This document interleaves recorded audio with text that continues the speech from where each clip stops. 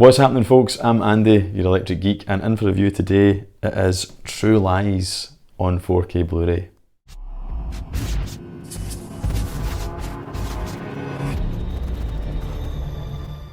Thanks for sticking with us, folks. So this is going to be the second James Cameron film to be committed to 4K Blu-ray that I'm going to be reviewing on the channel. If you've been watching the channel, you'll know that I covered The Abyss just a week or so previous, and I'm going to be doing Aliens also to kind of finish it off. I've not watched Aliens yet on 4K, so I'm looking forward to that. But when I do the Aliens review, I'll do a kind of tier list, if you like, or I'll speak about all three in summary and rank them with what I think is best to worst. So yeah, True Lies. Now, grew up with this film, loved it, and hadn't watched it in a long time. Similar to The Abyss, it wasn't really available on anything other than DVD. I think there were some German dodgy bootleg Blu-ray versions, you know, kind of fan-made HD upscale, similar to that of The Abyss. But now we finally have it on 4K and Blu-ray, readily accessible in the UK. Unlike The Abyss, sadly, but at least we can get this one. And it's a really good movie. It's a kind of mashup of genres. It's effectively a rom-com mixed with a kind of action spy thriller. And you've got two really charismatic big star leads in the form of Arnold Schwarzenegger and Jamie Lee Curtis, whose chemistry really works, funnily enough. But really worth watching. If you're a James Bond fan and you like the kind of 90s over-the-top action, you'll definitely enjoy this. And the action sequences, especially the kind of Harrier jump jet sequence at the end, you'll see in the special features when you watch them. I didn't realise just the lengths they went to film that practically, and it holds up really well. That sequence at the end is fantastic, and there's a few good set pieces in the film, so definitely worth checking out, and it's a good one to add to your collection if you're into this kind of genre. Yeah, so what I'm going to mainly be talking about is the 4K transfer, trying to say that without laughing, and the audio, and of course the special features, and just ultimately give you the inside track on whether or not it's worth upgrading. So I don't think this is in any deals yet. I think it's still going for full price, $24.99 in most places, you know, HMV, Amazon, Zavi and whatnot. So I'm not going to pull any punches in this review. I'm just going to get straight into the 4K side of things, right? So as I mentioned in the Abyss one, James Cameron loves a bit of DNR, and again, that's digital noise reduction, and there has to be an element of it because with these new 4K scans, it produces too much grain initially, and there's always a foundational level, but he goes over and above. Sorry if I'm repeating myself if you've seen the Abyss video, but it's just in case you've came across this one for the first time. So that's what DNR is all about. Some people think it's the work of the devil. I suppose it is if you're a purist and you want things to be, you know, committed to physical media, the home video formats, as close to the kind of director's intent, if you like. But that's when it becomes an interesting conversation, you know, against remaster versus revision, and where do you draw the line, and what's acceptable and what's not acceptable. Mr. Cameron is a progressive filmmaker. I mean, look at the titles that he's done. You know, a lot of them have been kind of genre establishing or influence genres going forward.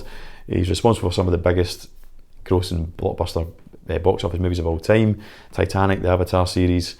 He's given us like classics like Terminator, Terminator 2, Aliens and all that. But he's always progressing, always moving forward. I mean, look at the ground he broke with Avatar, and he's continued to do that with The Way of Water. Didn't think The Way of Water myself was actually all that fantastic a film, but by God was it an amazing visual spectacle. I've seen it in IMAX 3D, absolutely blew me away. It's a proper demo of where we are with regards digital cinematography, 3D, sound design, a lot, absolutely amazing.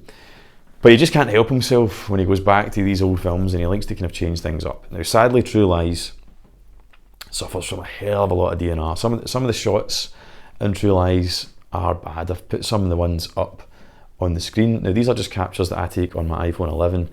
I disable all kind of unnecessary processing on my TV. I keep the settings, the exposure settings the same between each photo on my camera to give you as accurate a representation of what I see when I'm watching on my Sony OLED.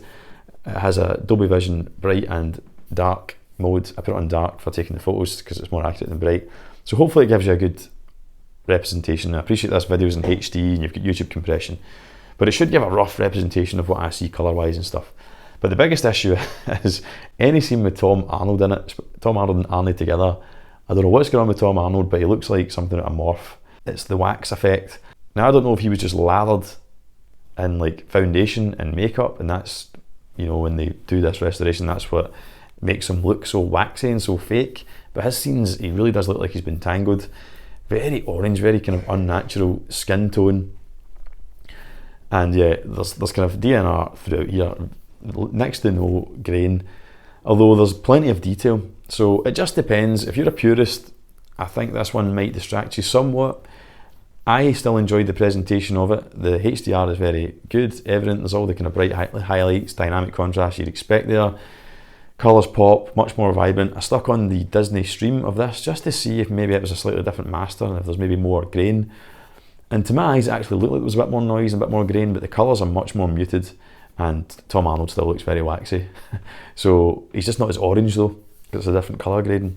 But I don't think it's better. You know, I would still rather watch the 4K because it is very crisp and detailed in places, but you will from time to time be distracted or perhaps even annoyed with the kind of overuse of DNR and the absence of grain. But it's clean as hell. I mean, if you're a fan of digital stuff, some people out there, you know, we're all different. Not everybody wants the grain restored. There's some people out there that want it removed. I've certainly got friends I've shown films in here that are like faithful restorations. Like I think the Predator restoration in 4K is very, very good. Grain heavy as hell, but very authentic to how it looked and how it was shot on 35mm back in the day. And at the end, he couldn't get it. He was like, why is it so noisy? Why is it so grainy? I thought a 4K would look dead crisp and clean like a Marvel movie. And I'm like, you know, and that's not any offence to my friend, but that's, you know, that is the kind of, he's a more casual movie watcher, loves his movies, but not as bothered about the technical side. And that's maybe a misconception, but he wanted that clean, stripped of grain look. That's what he thought all 4K should look like. So he'd be very pleased with us because that would fit the bill, you know, completely. But for guys like us that maybe want to see it preserved with a bit more authenticity, it is a little bit annoying. But it doesn't bother me too much. You've got to look at the big picture here. We've not had a Blu Ray. I don't know when the DVD came out for True Lies, but we've been dealing with an SD format of True Lies for so long that now you can just walk into the shop and buy a really pristine, crystal clear Blu-ray of, you know, 4K Blu-ray of True Lies for 25 quid. That's the big talking point. That's the big positive here, that we now have this film on 4K and it looks very clean and crisp and it's perfectly watchable. However, it has been DNR to hell in some places. Anyway, that's the video transfer. Immaculate, but some of the finer detail in people's faces is definitely gone and there's not much film grain. As Dolby Vision HDR grading, as was the case with The Abyss and Aliens, which is always good if you're capable, just gives it that wee bit extra punch, I think, with that kind of scene by scene regrading of each kind of brightness level and colours and whatnot, just gives it that extra bit of panache. And when it comes to the audio, you also get Dolby Atmos. Now, much like The Abyss, this is an older movie, but you immediately can tell that they've worked on it. The dialogue's very clear, it's nice and loud, nice and dynamic, and the action sequences really kind of hit home and hit a bit harder with the Dolby Atmos. In particular, there's a sequence where Bill Paxton's character, who's amazing in this, he's like the ultimate 90s sleazeball, playing the character that's kind of trying it on and conning Arnold Schwarzenegger's wife in this. There's a scene where the kind of helicopter comes down, descends on his caravan where he's trying to get off with Jamie Lee Curtis because Arnold Schwarzenegger's arranged all this kind of surveillance on him and stuff. And you can hear the helicopter and the kind of height channels and stuff. So they have used it and made the most of the kind of object-based audio. It's by no means like a demo Atmos track. You're not going to stick on True Lies or The Abyss to kind of show off the audio capabilities of your system, but it's definitely an upgrade and it's worthwhile having. When it comes to your special features, again, there is another new feature on this, never before seen, and that's Fear is Not an Option, a look back at True Lies, which has some kind of archive interviews from Jamie Lee Curtis, but it's mainly a newly recorded interview with James Cameron. Now, I've noticed, having watched the special features, some online about Avatar, and certainly the ones that are on my Abyss disc, and then the ones that are on True Lies, that it's always the same backdrop in studio. It looks like it was filmed the same day. So he's obviously sat down with these.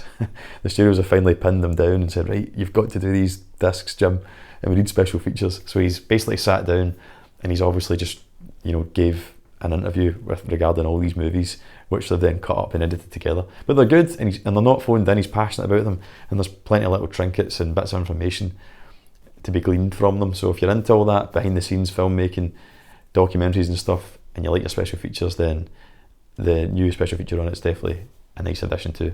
So that's my thoughts on True Lies. Can I recommend it? Yes, I can, because it's overdone, shall we say, but it's just great to have it in 4K. Sounds great, looks pristine if you can see past the overuse of DNR. So I would recommend it. It's a big win for physical media, but the purists out there will be disappointed, and The Abyss certainly beats it for authenticity by some margin, I would suggest, when it comes to the obvious DNR. How many times have I said DNR in this video? Anyway, hopefully there's not more to come in the Aliens review. But to kind of have a final point of reference or comparison, this other Arnie film that's on 4K, The Last Action Hero, night and day. These films are about a year apart or something, so you know they've been filmed at the same time. I don't know if they're the exact same cameras, but using kind of similar for the time film stock, 35mm, all that kind of stuff. This one looks much more authentic, gets the balance right between, you know, the kind of uptick in detail, the 4K resolution, but manages to retain all the grain, whereas this one falls down on that latter part there. So it can be done, so it's definitely been a conscious choice from Cameron and his restoration team to make it look cleaner and more modern, but it loses some of that nostalgic charm, given that it was a film from '94. So yeah, just a kind of point of reference, if you've seen this, don't expect this on that. But let me know, do you have True Lies yourself? What did you think of it? What do you think of the 4K restoration? Do you think my points are valid? And do you think it was a worthwhile transfer? Let me know in the comments and I'll have a chat with you down there. But that wraps it up for this one. Like I say, lastly, I'll be doing the Aliens review. Once I watch it, I'll probably try and watch it over the weekend. And then I'll give you my thoughts on all three at the end, just briefly, on which I think is the best and which are maybe the ones to pick up and avoid if you're on a budget. So be sure to subscribe to the channel if you're new to it. But I can't say that. So be sure to subscribe to the channel if you're new to it and consider sticking your wee notification bell on so you won't miss that review when it drops. But thanks for sticking with us, folks, and I really hope you enjoyed the review. I've been Andy, the Electric Geek. Until next time, take care, and I'll see you in the next video.